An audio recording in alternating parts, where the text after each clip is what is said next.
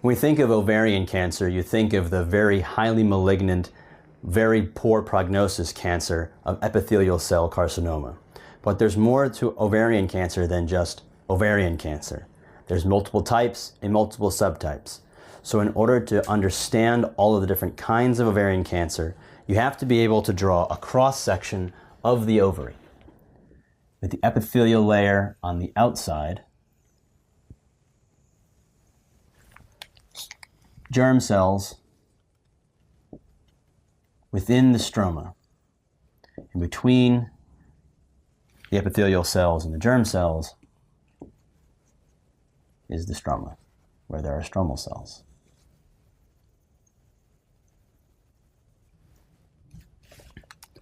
First, the germ cells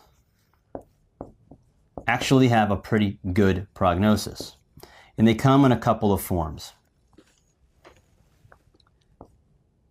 The dysgerminomas are the seminomas of testicular cancer. They are exquisitely sensitive to chemotherapy, and they can be tracked with an LDH. The endometrial sinus tumors, the yolk sac, can be tracked with an alpha-fetoprotein. The teratomas, the dermoid cysts, don't really have a cancer marker, but can cause stroma ovarii. In girls, teratomas are usually not malignant, as opposed to in boys where they are. And finally, choriocarcinoma can occur in the ovary, tracked by beta-HCG. Now, a germ cell tumor has a pathology that is non-malignant.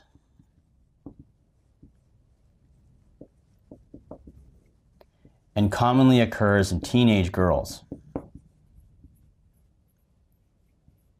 Because they're non-malignant, these just get bigger and bigger and bigger.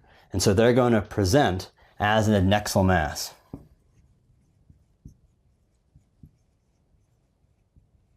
Maybe with some weight gain. And because they are non-malignant, they present at stage 1. They never invade the basement membrane despite how big they get. And the way you diagnose ovarian cancer, regardless of the type that it is, because it's an adnexal mass, you're going to start with a transvaginal ultrasound.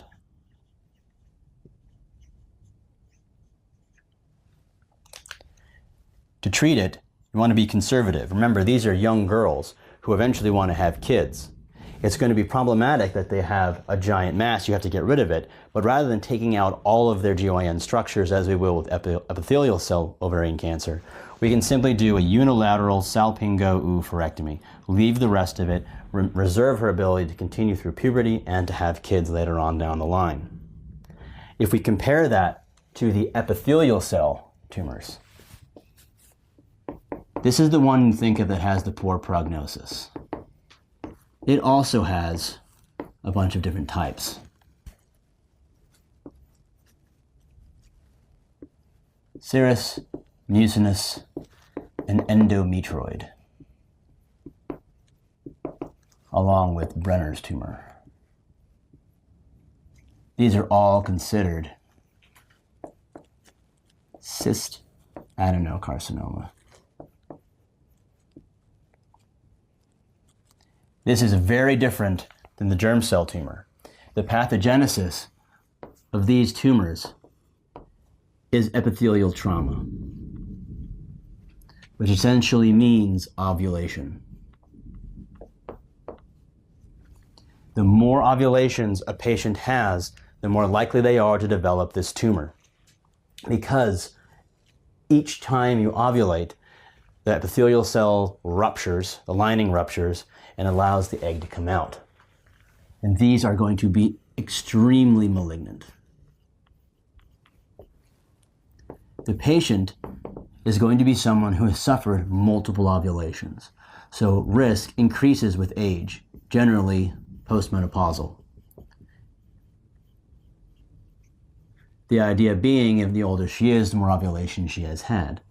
Likewise, someone who was never pregnant or had a low number of pregnancies thereby had more ovulations and is at increased risk. Conversely, the use of OCPs, which prevent ovulation, are going to decrease the risk of epithelial cell tumors, as will someone who has had multiple pregnancies. Unfortunately, these usually present as stage 3B or worse. And the reason for that is that they are generally asymptomatic. The ovaries are in the peritoneum. They're not near anything. So they're not going to abut against something. They're not going to provoke symptoms. And they seed peritoneally.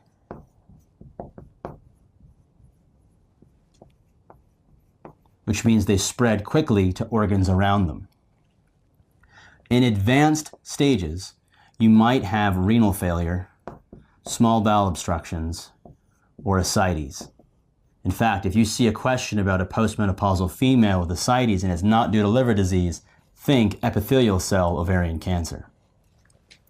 And finally, people with specific genetic syndromes, in particular BRCA1, also BRCA2, and the hereditary non-polyposis colorectal cancer, Lynch syndrome, these patients who have genes significantly predisposes their risk for epithelial cell cancers. Unfortunately, there is no screening tool, and attempts to find these cancers using screens result in finding the cancer at 3B or worse, no different than just taking the normal clinical course. Because it's an ovarian tumor, the first thing you're going to do is investigate with a transvaginal ultrasound. This identifies the mass. Then you're going to get a CT scan in order to stage. And you can track these tumors using the CA-125. Unlike germ cell tumors, which were very conservative, the treatment of these tumors is extremely aggressive. Generally, she's postmenopausal, so she doesn't need her GYN organs anymore. So you take them all out. A total abdominal hysterectomy and bilateral salpingo oophorectomy. Because they're usually 3B or worse, they're going to need chemotherapy. Chemotherapy is with paclitaxel.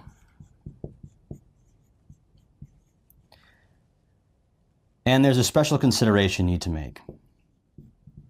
In people who have BRCA1, in particular BRCA1, but you can also justify it in BRCA2, you can screen. You screen these patients annually with a transvaginal ultrasound and with a CA-125. And when she's done having kids, and generally because pregnancies starting at age 35 or older don't do very well, you can actually do a prophylactic total abdominal hysterectomy and bilateral salpingo oophorectomy at age 35. This eliminates a risk of developing potentially fatal tumor. A lot of information about epithelial cell. This is the one we usually talk about when we say ovarian cancer because it kills people. But there are also one last segment we need to talk about very briefly. It's going to be the stromal cell tumors. And there are two of them. The granulosa theca. Granulosa theca tumors produce estrogen. And Sertoli-Leydig. Sertoli-Leydig tumors produce testosterone. So there's really two ways ovarian cancer can present. Either as a big mass from the epithelial cell cancers or the germ cell cancers, or by endocrine abnormalities. And I'm not going to talk about these so much because they're going to come up in other areas where the endocrine effects are greater than the mass effects. So just recognize that there's germ cells, epithelial cells, and stromal cells, and you should suspect an ovarian cancer whenever you have endocrine abnormalities of estrogen and testosterone or an adnexal mass. So let's briefly talk about how you handle an adnexal mass in the diagnosis of ovarian cancer.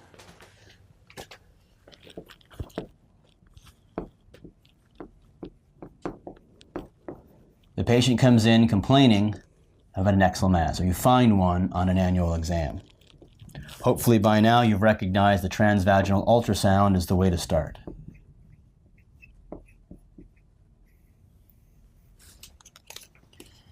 If you see a smooth, small cyst without septations,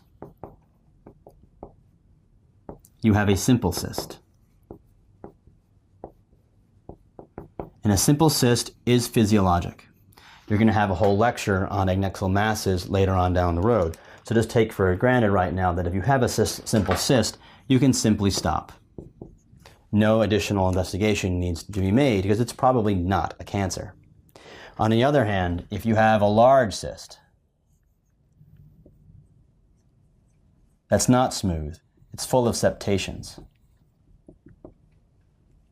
and the fluid is loculated, now you have a complex cyst.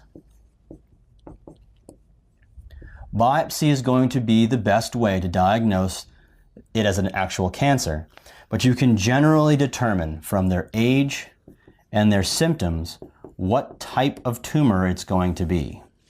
And that is, if it is in a young girl, a teenager, with an asymptomatic mass,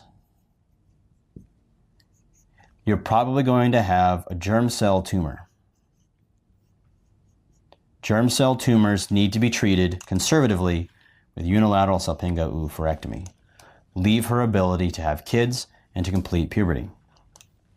On the other hand, if she's older and asymptomatic, or there's small bowel obstruction or ascites, you probably have that epithelial tumor where you need to be very aggressive. Total abdominal hysterectomy and bilateral salpingo-oophorectomy, generally with paclitaxel chemotherapy. And so hopefully now you can see that ovarian cancer doesn't really mean anything, that there are different subtypes. But generally when you get a question on USMLE or when you're discussing with someone ovarian cancer, they mean epithelial cell cancer, because those cancers have terrible prognoses and are the things you're going to see most often in postmenopausal females who have ovarian masses. That is ovarian cancer.